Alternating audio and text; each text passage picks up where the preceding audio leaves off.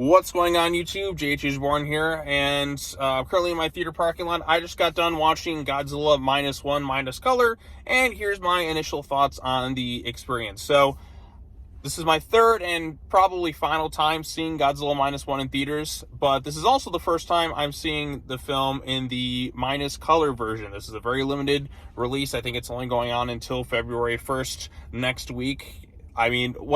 We'll see. Maybe it gets extended, because when it comes to Godzilla Minus One, it was only supposed to be a limited time, but demand and extremely positive reception from critics and audiences has kept this movie in theaters continuously since November. It really is kind of spectacular to see the strong positive word of mouth for a Godzilla film like this. So I guess if you haven't seen my other thoughts on Godzilla Minus One, I'll quickly get into it. I've already done a big, huge spoiler discussion on the channel. I've also done other co-op videos on other channels talking about it, but Godzilla Minus One is a fantastic movie. Like I said, this is my third time seeing it. It's beautifully well acted. It's emotional. There's some great music to it. Godzilla is awesome when he's on screen. I think it's the scariest version of Godzilla we've ever seen put to film. It's a tremendous film. I mean, if you're a Godzilla fan, it's definitely one to check out. Is it my favorite Godzilla film of all time? I don't know. I guess it kind of depends on the mood and what you're looking for, because sometimes my mood can kind of change depending on what Godzilla film I'm into. I don't know. Like I said, maybe it's going to take some time, but this isn't a Godzilla film I would watch every single day, even though it is a really great one, because sometimes I'm not always in the mood for a more dreary Godzilla film, but then sometimes when I see it, I'm reminded, yeah, I really like this tone and style for Godzilla. But Godzilla Minus One, great movie.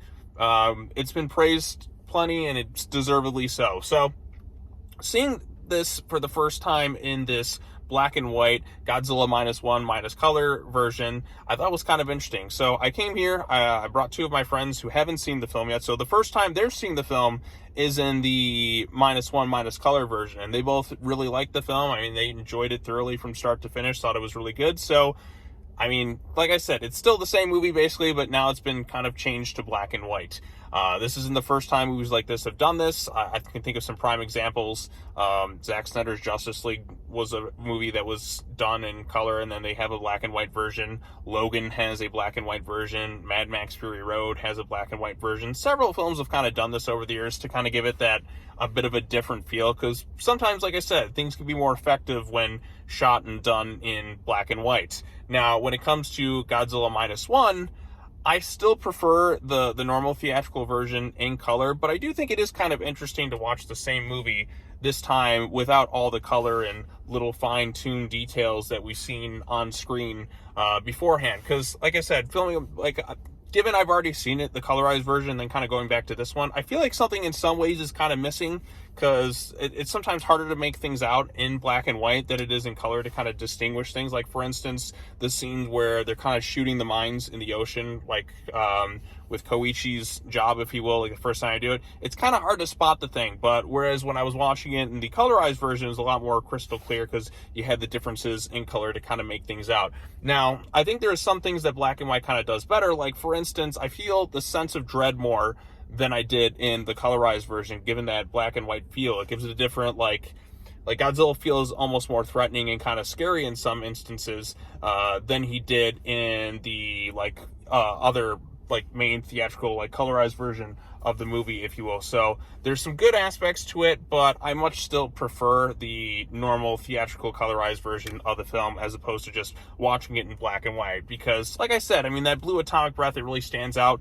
And again, it's just the way the movie kind of is, if you will. So I have kind of the same feeling for other older films, for instance, King Kong, or the original Godzilla, King of the Monsters, Gojira, or whatever.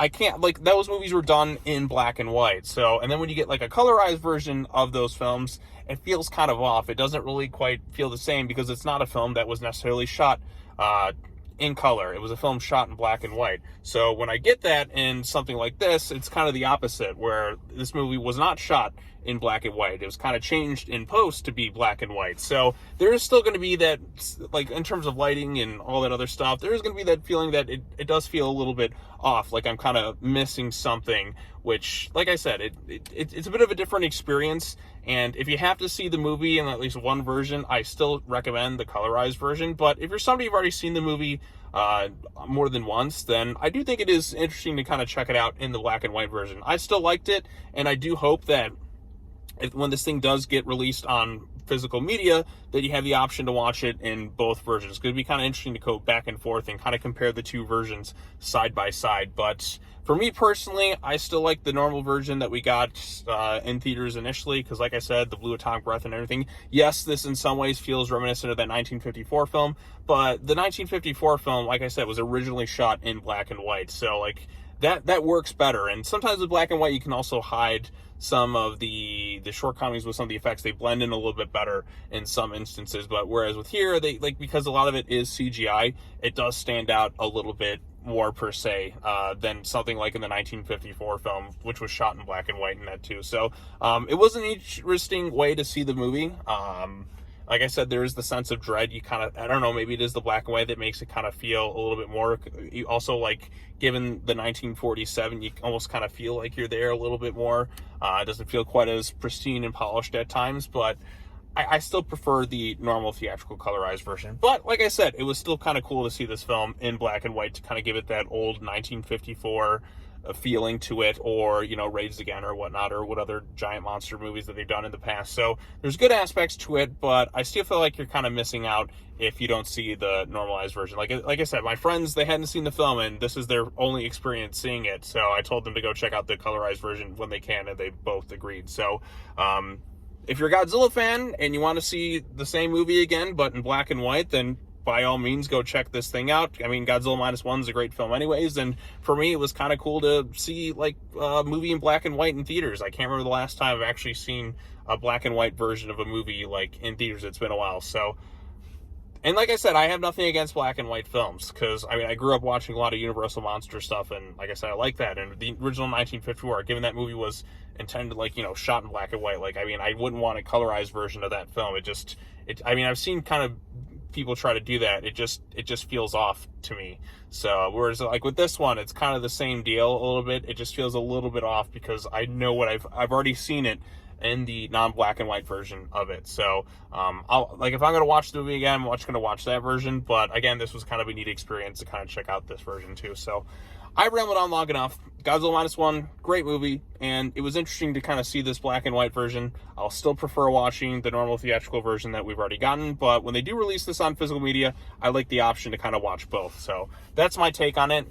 If you've seen Godzilla Minus One minus color or any version of the film, what did you think of it? Like I said, what do you prefer? Do you prefer the black and white version of the film, or do you prefer the normal theatrical colorized version of the film? I'd be curious to know other people's thoughts, because I think for some people they may like this one a little bit more in terms of it, because it is black and white and it gives it a bit of a different feel at times. But for my money, I prefer the original, like, colorized version of the film, the normal version, if you will. So yeah, that's all I have to say. I just figured I'd kind of get on here and talk quickly about it.